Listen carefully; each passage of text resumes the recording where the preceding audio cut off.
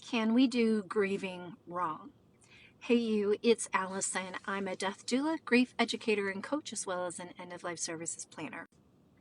I've mentioned in the past how we as a society, particularly in Western society, we don't talk about grief. We don't do well with death and dying.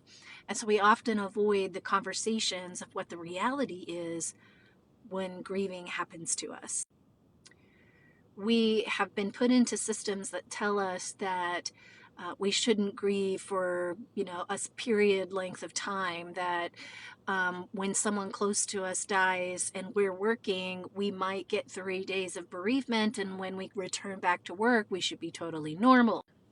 When we hit a year anniversary or 2 years beyond the death event, that people will say, why are you still grieving? That was a while ago. Or maybe you had a really complicated relationship with the loved one or the person that died, and people might say, or you may judge yourself and saying, why do I still feel grief? Or why do I even feel grief from a person who harmed me?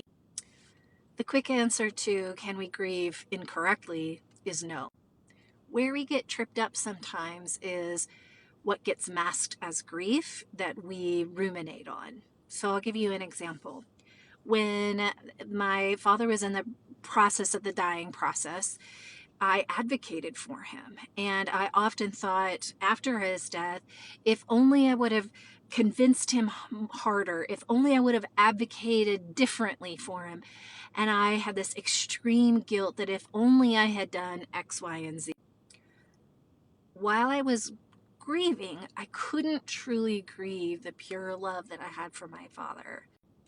Even though we had a very complicated relationship, even though I wish that I had the power to save somebody, but we just don't.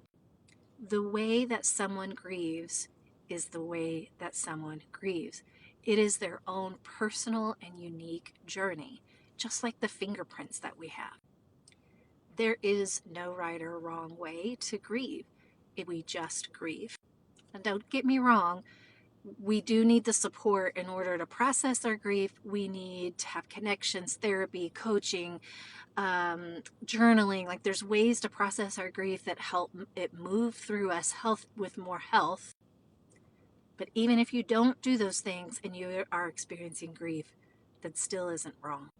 Give yourself some grace.